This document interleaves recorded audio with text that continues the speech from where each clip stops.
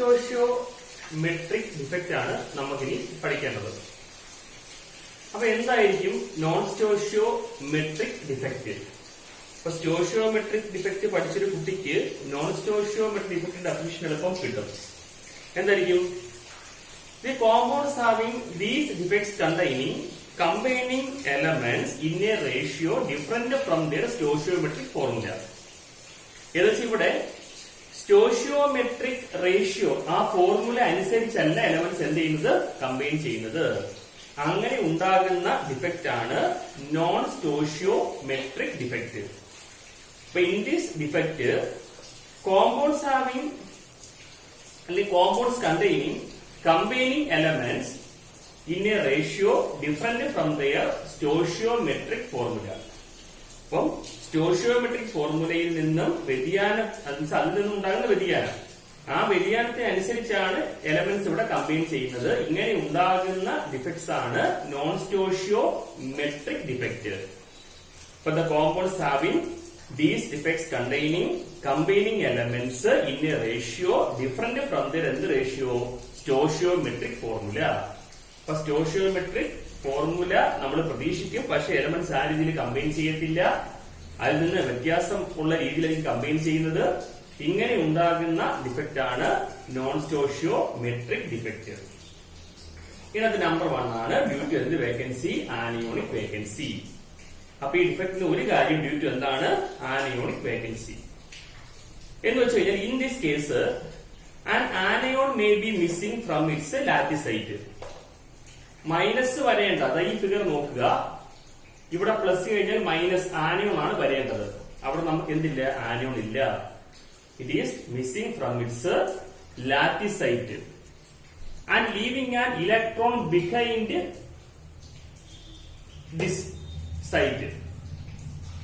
അപ്പോഴ് അവിടെ നിന്ന് ആനിയോൺ പോകുകയും അവിടെ ആരിയ്ക്കുകയും ചെയ്യുന്നു, ആ ഭാഗത്ത് ഇലക്ട്രോൺ കയറി ഇരിക്കുകയും ചെയ്യുന്നു. എന്തിനു വേണ്ടിയാണ്? ചാർജിനെ ബാലൻസ് ചെയ്യുന്നതിന് വേണ്ടി. അപ്പൊ ഇവിടെ നിന്ന് ആനയോൺ പോകുമ്പോഴത്തേക്ക് അവിടെ മൈനസ് കുറയും. ആ മൈനസിന്റെ കുറവ് ഇല്ലാതാക്കാനാണ് അവിടെ ആര് കയറി ഇരിക്കുന്നത്, ഇലക്ട്രോൺസ് കയറി ഇരിക്കുന്നത്. ഓക്കെ ആണല്ലോ. The site containing electron is called F centre. Electron ഇരിക്കുന്ന ഈ സൈറ്റിനെ വിളിക്കുന്ന പേരാണ് F centre. It is also called farben centre. ഇതിന്റെ പ്രത്യേകത, F centre impart colour to the crystal. ഈ എഫ് സെന്റർ ആ ക്രിസ്റ്റലിന് എന്ത് കൊടുക്കും, കളർ കൊടുക്കും. ഇനി അറിയേണ്ട പ്രധാന point, it is similar to Schottky defect ആണ്. ഇത് എന്തിന് സമാനമാണ്, ഷോർട്ട് കീ ഡിഫക്റ്റിന് സമാനമാണ്. And it is found in crystals that shows എന്ത് ഡിഫക്റ്റ് ആണ്, ഷോർട്ട് കീ ഡിഫക്റ്റ്. അപ്പൊ ഈ പറഞ്ഞ പ്രശ്നം എഫ് സെന്ററും കളറും കാണിക്കുന്നത് ഷോർട്ട് കീ ഡിഫക്റ്റ് കാണിക്കുന്ന ക്രിസ്റ്റൽസ് ആയ സോഡിയം ക്ലോറൈഡും പൊട്ടാസ്യം ക്ലോറൈഡുമാണ്. ഇപ്പൊ ഫിഗർ നമുക്ക് മനസ്സിലായി കാണും. ഇവിടെ ലോങ് റേഞ്ച് ഓർഡർ ആയിരുന്നു, കറക്റ്റ് പാറ്റേൺ ആണ്. ഇവിടെ ആനിയോൺ വരണം, അത് മിസ് ചെയ്തു. പക്ഷെ ആ പ്ലേസിൽ ആരുണ്ട്, ഇലക്ട്രോൺ ഉണ്ട്. എന്തിനു വേണ്ടിയാണ്, പോയ മൈനസിനെ ബാലൻസ് ചെയ്യുന്നതിന് വേണ്ടിയാണ്. The electron occupies the anionic site is called F centre which imparts colour to the crystal. ഇനി ഏതിന് സമാനമാണ്, ഷോർട്ട് കീ ഡിഫക്റ്റിന് സമാനമാണ്. ബിക്കോസ് ഷോർട്ട് കീ ഡിഫക്റ്റ് കാണിക്കുന്ന ആൾക്കാർ തന്നെയാണ് ഈ ഡിഫക്റ്റും കാണിക്കുന്നത്. Example NaCl, KCl et cetera. രണ്ടാമത്തത് നോൺ സ്റ്റോഷിയോമെട്രിക് ഡിഫക്റ്റിനകത്ത് രണ്ടാമത്തത് due to the presence of extra cations at interstitial site. ഇനി നമ്മുടെ ക്രിസ്റ്റലിന്റെ ഇന്റർസ്റ്റീഷ്യൽ സൈറ്റിലേക്ക് ആര് വരുന്നു, എക്സ്ട്രാ കാറ്റയോൺസ് വരുന്നു. അപ്പൊ here extra cation at interstitial site and an electron present in another interstitial site. എന്തിനു വേണ്ടിയായിരിക്കും, എക്സ്ട്രാ കാറ്റയോൺ ഇവിടെ വരുമ്പോഴത്തേക്ക്, ഇവിടെ മീൻസ് ഇന്റർസ്റ്റീഷ്യൽ സൈറ്റ് വരുമ്പം അവിടെ പ്ലസ് കൂടി. ഈ പ്ലസിനെ ബാലൻസ് ചെയ്യാൻ വേണ്ടിയിട്ട് വേറൊരു ഇന്റർസ്റ്റീഷ്യൽ സൈറ്റിൽ ആര് വരുന്നു, ഇലക്ട്രോൺസ് വരുന്നു. അപ്പൊ പ്ലസ് മൈനസ് എന്ത് ചെയ്യും, ക്യാൻസൽ ആയിട്ട് പോയിക്കോളും. ഫോർ ടു മെയിൻറ്റെയിൻ ഇലക്ട്രിക്കൽ എന്താണ്, neutrality. This defect is similar to Frenkel defect and it is produced by compounds that shows Frenkel defect. അപ്പോൾ അതിന്റെ ഫിഗർ കൂടെ നോക്കിയാൽ പെട്ടെന്ന് കാര്യങ്ങൾ മനസ്സിലാവും. ഓക്കെ ആണല്ലോ. അപ്പൊ നോൺ സ്റ്റോഷിയോമെട്രിക് ഡിഫക്റ്റിനകത്ത് രണ്ടെണ്ണേ ആകെ ഉള്ളൂ. ആ രണ്ടെണ്ണം നമ്മൾ എന്ത് ചെയ്തിട്ടുണ്ട്? കമ്പൈൻ ചെയ്തിട്ടുണ്ട്. ഇതിനകത്ത് ഒരു സ്പെഷ്യൽ കേസ് വരുന്നുണ്ട്, അത് വഴി നമ്മൾ പറയും. അപ്പൊ ഒന്നുകൂടെ ഞാൻ പറഞ്ഞുതരാം, ശ്രദ്ധിക്കുക എല്ലാവരും. അതായത് നോൺ സ്റ്റോഷിയോമെട്രിക് ഡിഫക്റ്റ് എന്താന്ന് ചോദിച്ചാല് the compounds having these defects combining elements in a ratio different from their എന്താണ് സ്റ്റോഷിയോമെട്രിക് ഫോർമുല. അപ്പൊ സ്റ്റോഷിയോമെട്രിക് ഫോർമുല പ്രകാരം നമ്മൾ പ്രതീക്ഷിക്കുന്ന രീതിയിൽ കോമ്പൗണ്ട് ഉണ്ടാകുന്നില്ല. ദാറ്റ് മീൻസ് സ്റ്റോഷിയോമെട്രിക്ക് എന്ത് സംഭവിച്ചു? വ്യതിയാനം ഉണ്ടായി. So it is called non stoichiometric defects. ഇതിന്റെ ഫസ്റ്റ് കാരണം ഡ്യൂ ടു എന്ത് വേക്കൻസിയാണ്? Anionic vacancy. അപ്പൊ ഇവിടെ സംഭവിച്ചത് here anion may be missing from its lattice site. At the same time it is leaving an electron behind that site for to maintain or its for balancing their charge.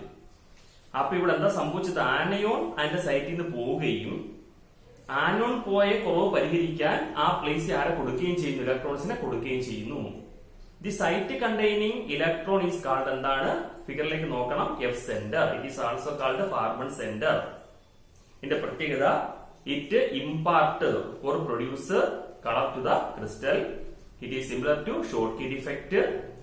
പിന്നെ അടുത്ത point it is found in crystals that showing Schottky defect. Example sodium chloride, potassium chloride et cetera. അപ്പൊ അത് not എഴുതണം, അതിന്റെ figure അവിടെ വരയ്ക്കണം. ഫിഗറിൽ പ്രത്യേകം ശ്രദ്ധിക്കണം, എഫ് സെന്റർ മാർക്ക് ചെയ്തിരിക്കണം. രണ്ട്, due to the presence of extra cation site. എന്ത് സൈറ്റ് ആണ്? ഇന്റർസ്റ്റീഷ്യൽ സൈറ്റ് ആണ്. അപ്പോൾ എക്സ്ട്രാ കാറ്റയോൺ എവിടെ വരുന്നു?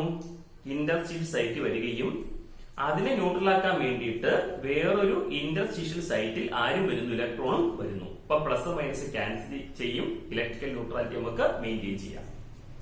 It is similar to Frenkel defect ആണ്. അതുപോലെ it is found in crystals that showing എന്ത് ഡിഫക്റ്റ് ആണ്? Frenkel defect. ആ ഫിഗർ നമ്മൾ എക്സ്പ്ലെയിൻ ചെയ്തിട്ടുണ്ട്. അവിടെ A plus B minus, A plus B minus അങ്ങനെ പോകുന്ന സമയത്ത് അതിന്റെ റെഗുലർ പൊസിഷൻ ഇടയ്ക്ക് അത്തരം സൈറ്റുകൾ വിളിക്കുന്ന പേരാണ് ഇന്റർസ്റ്റീഷ്യൽ സൈറ്റ്. അവിടെ എന്ത് വരുന്നു? ഒരു എക്സ്ട്രാ കാറ്റയോൺ വരുന്നു.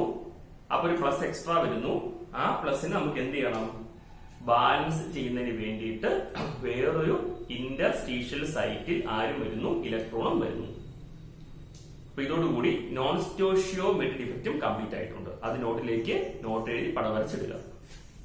നോൺ സ്റ്റോഷിയോമെട്രിക് ഡിഫക്റ്റിനകത്ത് നമ്മൾ അവസാനം പറയാൻ പോകുന്ന ഡിഫക്റ്റ് സൈഡിൽ നമ്മൾ കാണിച്ചിട്ടുണ്ട്. It is called metal deficiency defect. ഇപ്പൊ നോൺ സ്റ്റോഷിയോമെട്രിക്കില് ഏറ്റവും അവസാനം വരുന്ന ഡിഫക്റ്റ് ആണ് മെറ്റൽ ഡെഫിഷ്യൻസി ഡിഫക്റ്റ്. ഇപ്പൊ പേര് കേൾക്കുന്നത് പോലെ തന്നെയാണ്. ഇവിടെ മെറ്റൽ കാറ്റയോൺ അതിന്റെ അളവ് എന്തായിരിക്കും? കുറവായിരിക്കും. So it is called metal deficiency defect. അപ്പൊ യൂഷ്വലി ഇവിടെ എന്ത് വേക്കൻസിയാണ് വരാൻ പോകുന്നത്? ഡ്യൂ ടു കാറ്റയോണിക് വേക്കൻസി ആയിരിക്കും. ക്ലിയർ? അപ്പൊ ഇവിടെ സംഭവിക്കുന്നത് കാറ്റയോണിക് വേക്കൻസി എന്ന് പറയുമ്പോൾ എന്താണ്? ആബ്സെൻസ് ഓഫ് മെറ്റൽ ആണ്. ശരിയല്ലേ? It is due to the absence of എന്താണ്? Metal ion from its lattice site. അപ്പൊ ഇവിടെ മെറ്റൽ അയോൺ മീൻസ് പോസിറ്റീവ് ഉള്ള cation is displaces from its എന്ത് സൈറ്റ് ആണ്? Lattice site. അങ്ങനെ ലാറ്റിസ് സൈറ്റിൽ നിന്ന് പ്ലസ് പോകുമ്പോൾ അവിടെ പ്ലസ് കുറയും. So the charge is balanced by an ion having greater positive charge. അപ്പൊ ഈ പോയ പ്ലസിനേക്കാൾ കൂടുതൽ പ്ലസ് ഉള്ള ഒരാൾ വന്നിട്ട് ആ കുറവുള്ള പോസിറ്റീവ് ചാർജ് എന്ത് ചെയ്യും? മെയിൻറ്റെയിൻ ചെയ്യും. Usually this defect is shown by transition metals.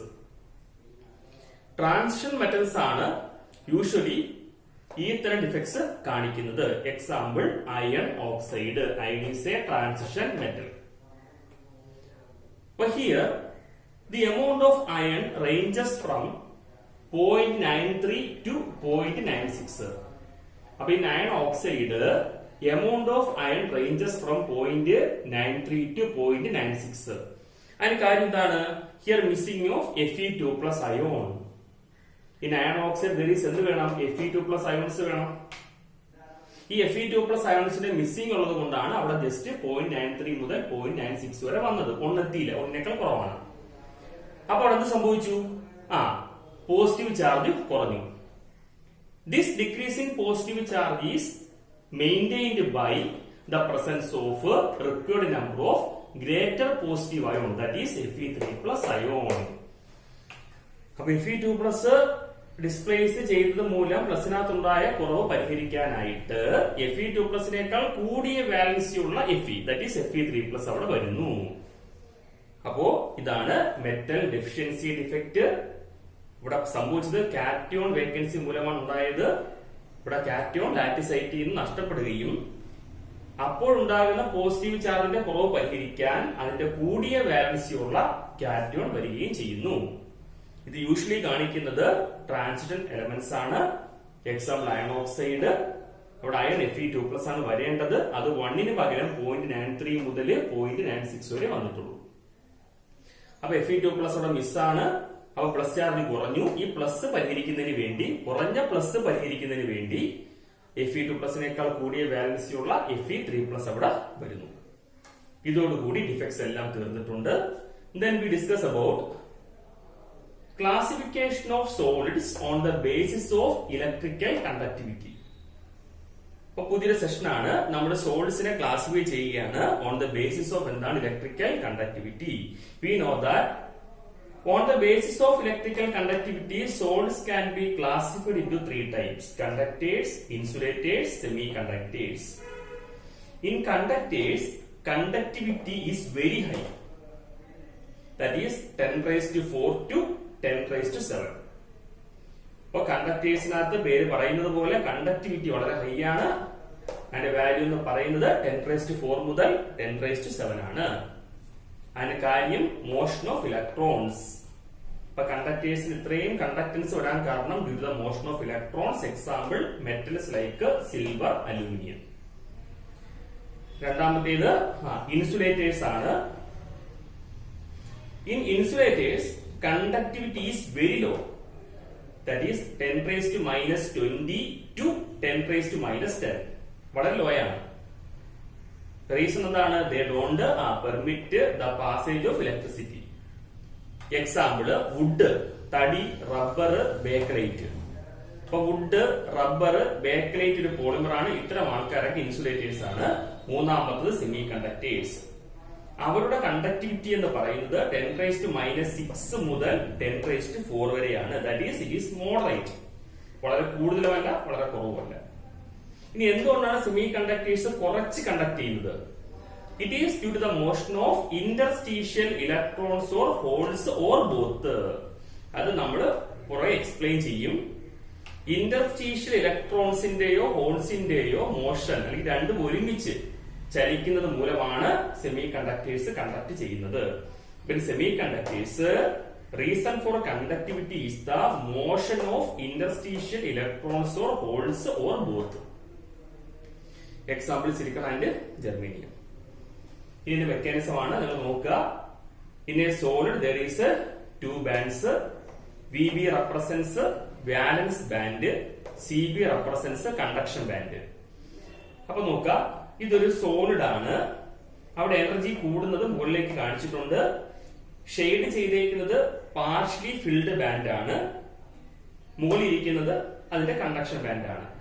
അപ്പൊ in case of metals or conductors, ഈ രണ്ട് ബാൻഡുകളും പരസ്പരം എന്ത് ചെയ്തിട്ടുണ്ട്? ഷെയ്ഡ് ചെയ്ത് വെച്ചിട്ട് ഓവർലാപ്പ് ചെയ്തിട്ടുണ്ട്. അപ്പൊ നിങ്ങൾ താഴത്തെ ഞാൻ ഷെയ്ഡ് ചെയ്യാൻ വിട്ടുപോയതാണ്.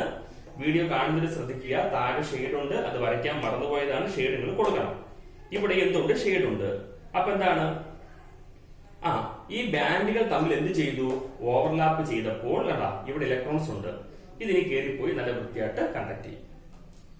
ഈ ഇൻസുലേറ്റേഴ്സ് VBയും CBയുമായിട്ട് നല്ലൊരു ഗ്യാപ്പ് ഉണ്ട്. അതിന്റെ പേരാണ് ഫോർബിഡൻ സോൺ. വിലക്കപ്പെട്ട സോണാണ്, ചാടിക്കിടക്കാൻ പറ്റത്തില്ല. അപ്പൊ ഈ ഇൻസുലേറ്റേഴ്സ് VBയും CBയുമായിട്ട് എന്തുണ്ട്? ഒരു വലിയ ഗ്യാപ്പ് ഉണ്ട്. ആ ഗ്യാപ്പിന്റെ പേരാണ് ഫോർബിഡൻ സോൺ. ലാസ്റ്റ് എന്താണ്? Semi conductors. അടിയിൽ എഴുതി പോണം, സെമി കണ്ടക്ടേഴ്സ് എന്ന് കാണിച്ചോണം. അവിടെ വി ബിയും സി ബിയുമായിട്ട് എന്തേ ഉള്ളൂ, ഒരു സ്മോൾ എനർജി ഗ്യാപ്പേ ഉള്ളൂ. അതുകൊണ്ട് ഇന്റർസ്റ്റീഷ്യൽ ഇലക്ട്രോൺസിനോ ഹോൾസിനോ ഇവിടെ നിന്ന് മൈഗ്രേറ്റ് ചെയ്ത് സി ബിയിലേക്ക് പോകാൻ സാധിക്കും. അത് വഴിയെ നമ്മൾ പറയും. ഇനി ചില സോൾസിനകത്ത് അല്ലെങ്കിൽ പോളാർ ക്രിസ്റ്റൽസിനകത്ത് നിങ്ങൾ ഹീറ്റ് ചെയ്ത് കഴിഞ്ഞാൽ അവിടെ കണ്ടക്ടിവിറ്റി കൂടും. അപ്പൊ in A polar crystal their conductivity increases by heating. This electricity produced is called pyroelectricity. Pyro means high temperature എന്നാണ്. Pyroelectricity means electricity produced by heating a polar crystal.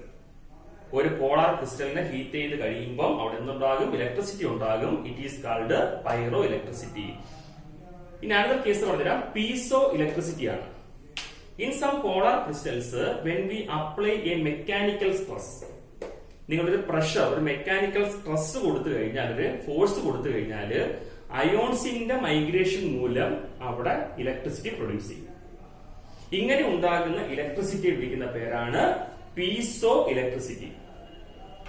അപ്പൊ when mechanical stress is applied on a polar crystal, electricity is produced due to the displacement of ions. ഇവിടെ അയോൺസിന്റെ displacement മൂലം electricity ഉണ്ടായി. Such electricity is called piezoelectricity. Just to revise ചെയ്യാം. In this session we discussed about metal deficiency defect, then classification of solds on the basis of electrical conductivity, then pyroelectricity and piezoelectricity. ആദ്യം metal deficiency ഡിഫക്റ്റിനകത്ത് due to എന്ത് vacancy ആണ്, cationic vacancy ആണ്. കാര്യം cation അവിടെ നിന്ന് നഷ്ടപ്പെടുന്നു. ആ നഷ്ടപ്പെടൽ മൂലമുണ്ടാകുന്ന പോസിറ്റീവ് ചാർജ് കുറവുണ്ടാകുന്ന പോസിറ്റീവ് പരിഹരിക്കാൻ അതിന്റെ തന്നെ ഹയർ വാലൻസി ഉള്ള അയോൺ ആ പ്രദേശത്തേക്ക് എൻ്റർ ചെയ്യുന്നു, ആ സൈറ്റിലേക്ക് എൻ്റർ ചെയ്യുന്നു. ഇത് യൂഷ്വലി കാണിക്കുന്നത് ട്രാൻസിഷൻ മെറ്റൽസ് ആണ്. Example iron oxide. അവിടെ അയണിന്റെ എമൗണ്ട് 1 കുറവാണ്. 0.93 മുതൽ 0.96 വരെ ഉള്ളൂ. അപ്പൊ Fe2+ അവിടെ അത്രയും കുറവാണ്. ഈ കുറവ് പരിഹരിക്കാൻ അവിടെ ആര് വരുന്നു, അതിനേക്കാൾ ഹയർ വാലൻസി ഉള്ള Fe3+ വരുന്നു. അതൊരു പ്ലസിനകത്ത് ഉണ്ടാകുന്ന കുറവ് പരിഹരിക്കുന്നു. ദെൻ ഇലക്ട്രിക്കൽ കണ്ടക്ടിവിറ്റി അനുസരിച്ച് മൂന്നായി തിരിക്കുന്നു: conductors, insulators, semi conductors. Then വാലൻസ് band, conduction band concept അനുസരിച്ച് നമ്മൾ മെറ്റൽസിനെയും ഇൻസുലേറ്റേഴ്സിനെയും സെമി കണ്ടക്ടേഴ്സിനെയും ഡിഫൈൻ ചെയ്യുന്നു. Then in some polar crystals, when we heat, electricity is produced. It is called pyroelectricity.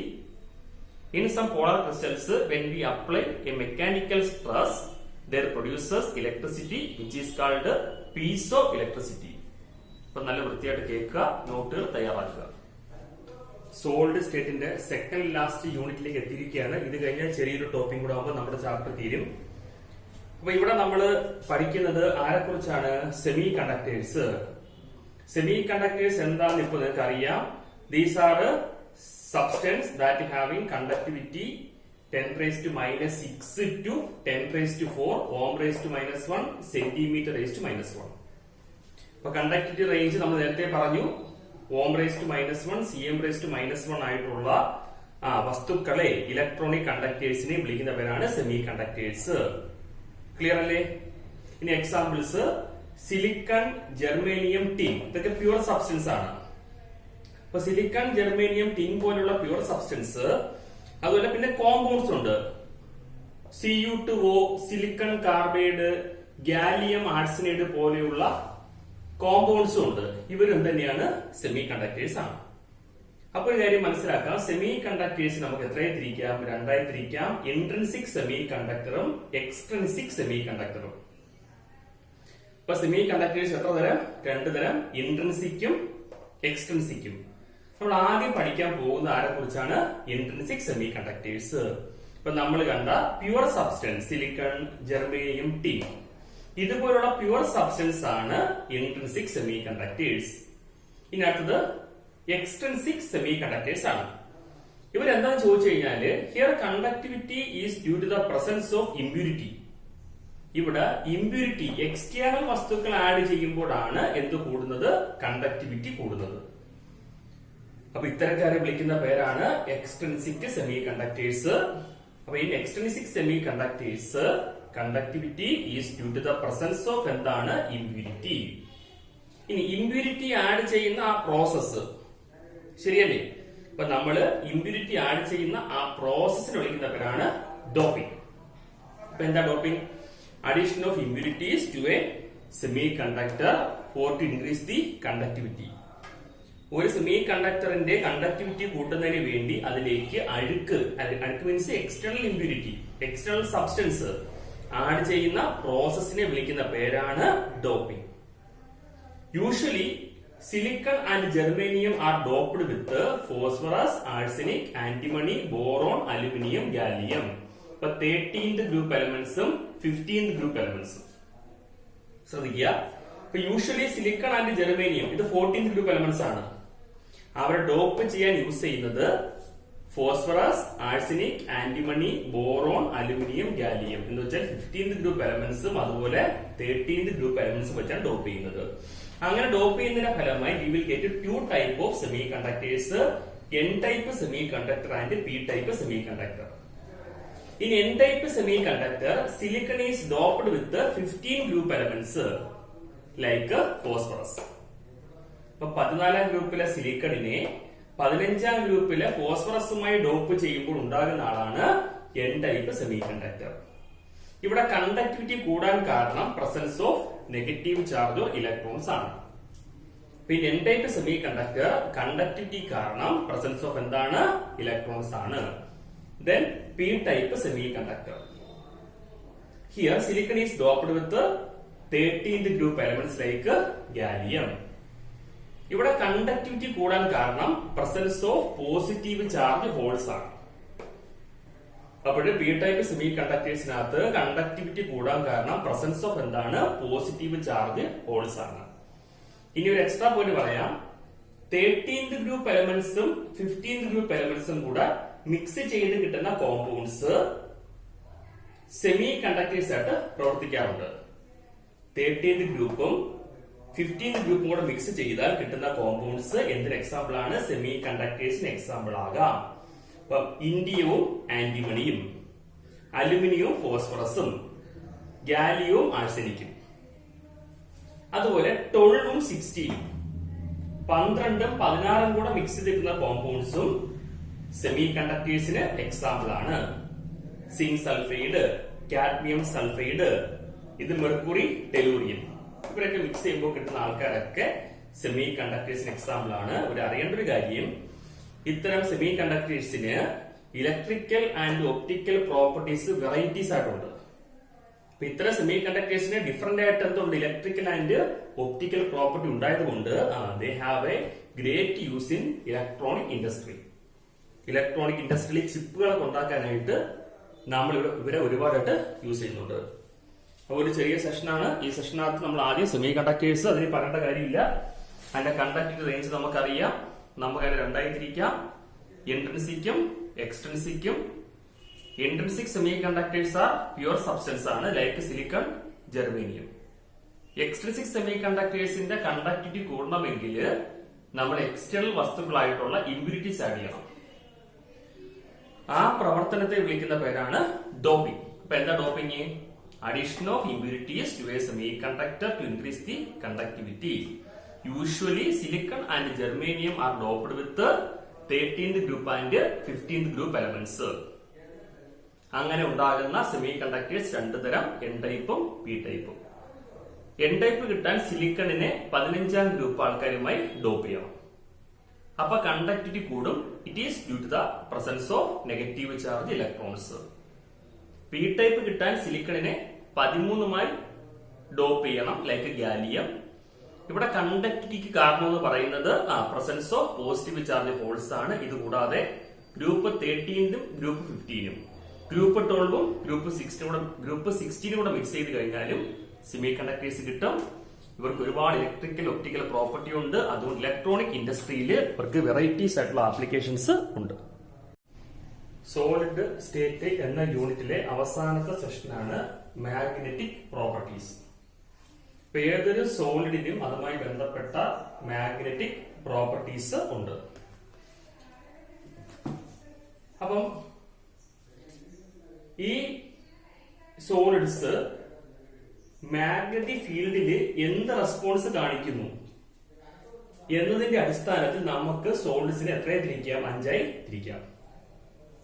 It can be divided into different categories depending upon the response, depending upon their response to MF. ഇപ്പൊ ഈ പറഞ്ഞ solids MFലേക്ക് എന്ത് response ആണ് കൊടുക്കുന്നത് അതനുസരിച്ച് നമുക്ക് അതിനെ 5 ആയി തിരിക്കാം.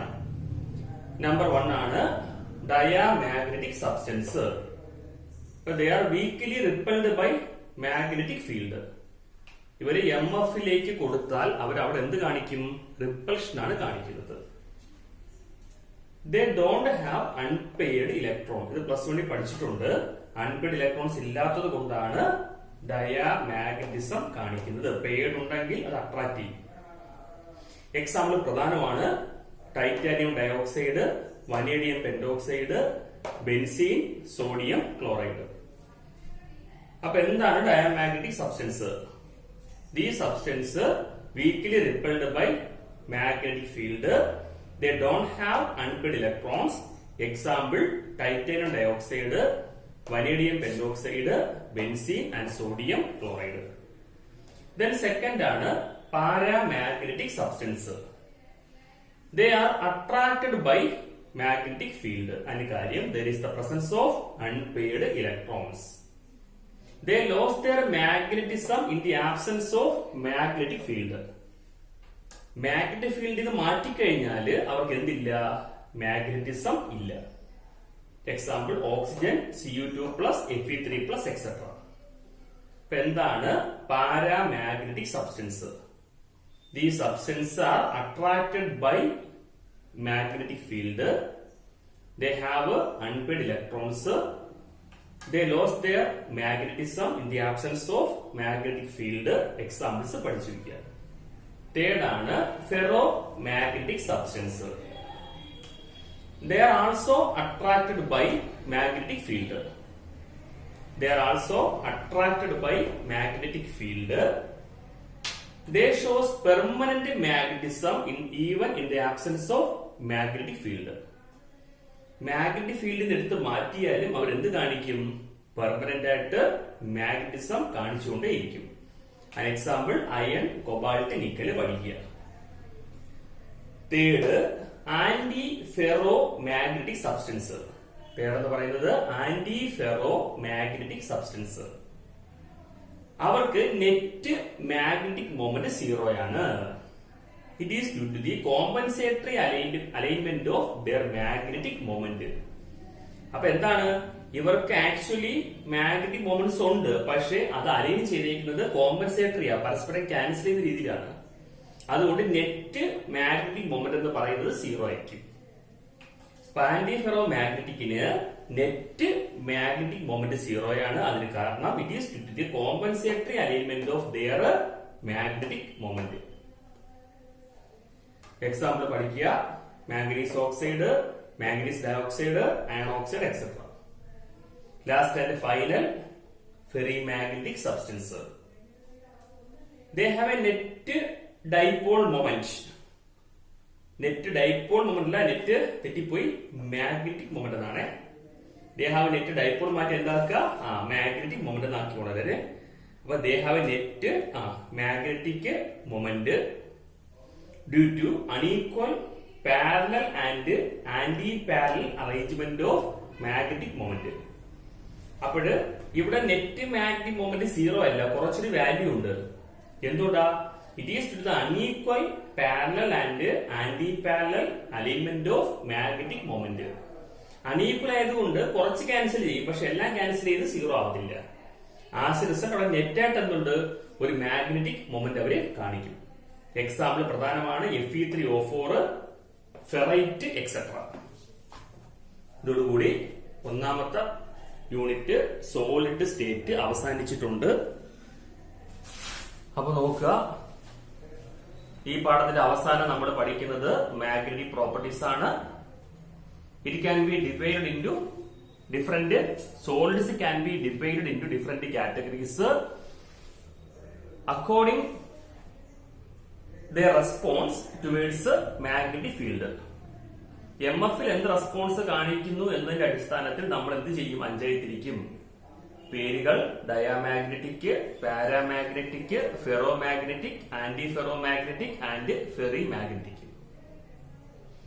ഡയ എന്ന് പറയുമ്പോൾ വീക്ക് റിപ്പൽഷൻ ആണ് കാണിക്കുന്നത് ഇൻ മാഗ്നറ്റിക് ഫീൽഡ്. അവിടെ അൺപെയ്ഡ് ഇലക്ട്രോൺസ് ഇല്ല. എക്സാമ്പിൾ പഠിക്കണം. പാരാമാഗ്നറ്റിക്കില് അട്രാക്ഷൻ ആണ് കാണിക്കുന്നത് ഇൻ മാഗ്നറ്റിക് ഫീൽഡ്. അവിടെ അൺപെയ്ഡ് ഇലക്ട്രോൺസ് ഉണ്ട്. But they lose their magnetism in the absence of magnetic field. Then ferromagnetic ആണ്. They are also attracted by magnetic field. They show permanent magnetism even in the absence of magnetic field. Example നോക്കുക. Anti ഫെറോമാഗ്നറ്റിസത്തിനകത്ത് net dipole moment or magnetic moment 0 ആണ്. It is due to the compensatory element of their magnetic moment. Last ആണ് ferri magnetic substance. അവിടെ net dipole മൊമെന്റോ magnetic moment എത്രയല്ല? 0 അല്ല. അതിന് കാര്യം unequal parallel and anti parallel arrangement of their magnetic moments. ഇതോടുകൂടി chapter അവസാനിച്ചിട്ടുണ്ട്. പ്രോബ്ലത്തിന് നമുക്ക് വേറൊരു സെഷനായിട്ട് എടുക്കാം.